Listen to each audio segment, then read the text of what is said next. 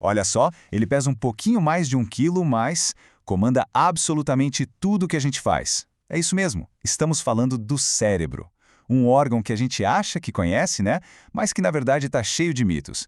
E hoje a gente vai desvendar alguns dos maiores equívocos sobre ele.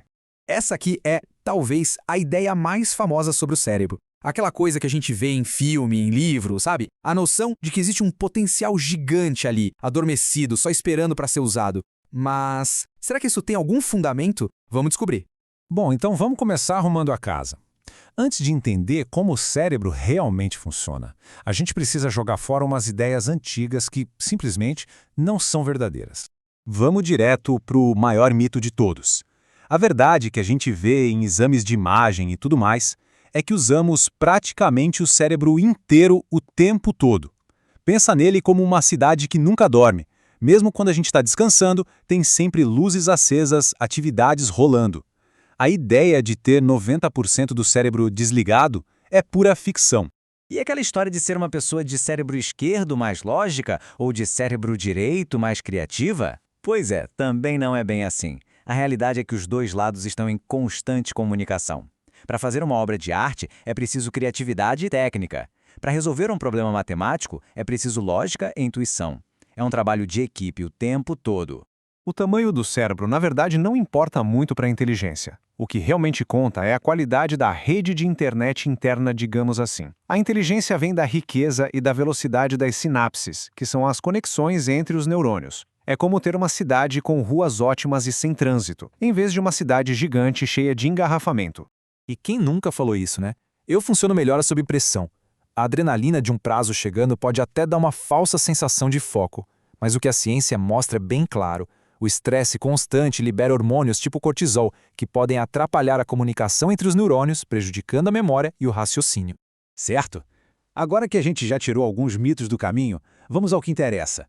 Como essa máquina incrível de fato opera. E se prepara, porque algumas das funções mais importantes são o exato oposto do que a gente imagina. E se eu dissesse que esquecer as coisas pode ser um sinal de um cérebro saudável? Parece estranho, né? Mas é verdade. Esquecer não é uma falha, é tipo um processo de limpeza ativo. O cérebro vai lá e descarta informações que não são mais relevantes para abrir espaço para o que realmente importa. Isso ajuda a gente a tomar decisões melhores e a não ficar sobrecarregado. O cérebro não amadurece de um dia para o outro, não. É uma jornada longa. Embora ele já atinja o tamanho máximo lá na adolescência, a parte mais sofisticada, que é o córtex pré-frontal, que funciona como o chefe do cérebro, responsável por planejar e controlar os impulsos, essa parte só termina de se formar lá pelos 25 anos. Isso mesmo, 25 anos. É por isso que, do ponto de vista da neurologia, a adolescência é uma fase bem mais impulsiva. O freio do cérebro, aquela parte que avisa sobre as consequências, ainda está sendo instalado, sabe? O nosso sistema nervoso se divide em 2 grandes times. O somático é aquele que a gente controla conscientemente, tipo mover a mão, chutar uma bola. Já o autônomo cuida de tudo nos bastidores, como a respiração, os batimentos do coração, tudo isso sem que a gente precise nem pensar. E os mensageiros que carregam todas essas informações são os neurônios. Pensa neles como uma equipe de logística super eficiente. Os neurônios sensoriais são os batedores, trazendo notícias do que está acontecendo no corpo. Os motores são os executores, levando as ordens do cérebro para os músculos. Os receptores são como sensores do ambiente. E os interneurônios, bom, eles são os gerentes, garantindo que cada mensagem chegue no lugar certo. Ok, agora que a gente já entendeu um pouco mais a teoria, vamos para a prática. Como dá para usar esse conhecimento para, digamos, hackear nosso próprio cérebro e melhorar o dia a dia? A música, gente, é um verdadeiro superalimento para o cérebro. Ouvir uma canção que a gente ama libera dopamina, que é o neurotransmissor do prazer e melhora o humor na hora. Mas vai além. Pode ajudar a memória e até na recuperação de lesões, porque estimula o cérebro a criar novas conexões. É como se estivesse construindo atalhos novos numa estrada. Basicamente, é por isso que uma música favorita faz a gente se sentir tão bem. Ela ativa as mesmas áreas de recompensa do cérebro que acendem quando comemos algo delicioso, por exemplo. É um prazer químico, uma recompensa neurológica que acontece na hora. Tomar uma decisão não é um ato único e simples. Segundo os pesquisadores, é um processo com algumas etapas. Primeiro, acontece uma experiência. Segundo, os circuitos no cérebro avaliam se aquilo foi bom ou ruim. Terceiro, outro circuito grava essa memória. E por fim, a combinação desses 3 registros influencia a próxima escolha. É um aprendizado constante.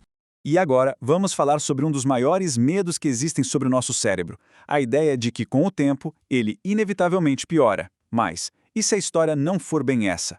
A realidade pode ser muito mais animadora. Envelhecer não é uma sentença de declínio para o cérebro. Muito pelo contrário.